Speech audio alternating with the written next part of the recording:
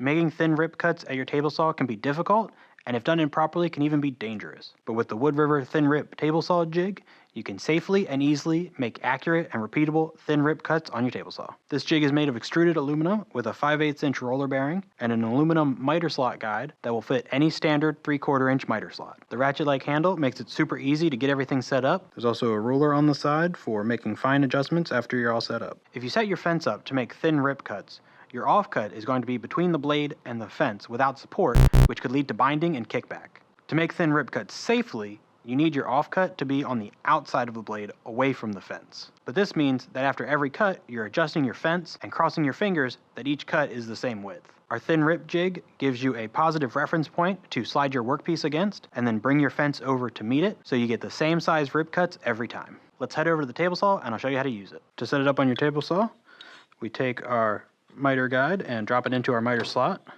Then we'll slide the jig back towards the blade, and using our pinnacle triangle rule, we'll set up the width of cut that we want.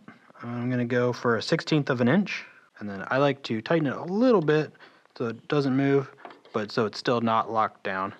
Slide it back 4 or 5 inches from the blade and lock it down all the way.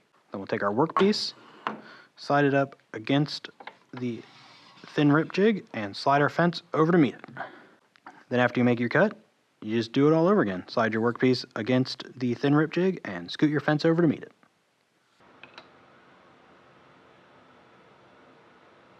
To pick up one of these jigs for yourself or anything else for your woodworking needs, head over to your local Woodcraft store or online to woodcraft.com.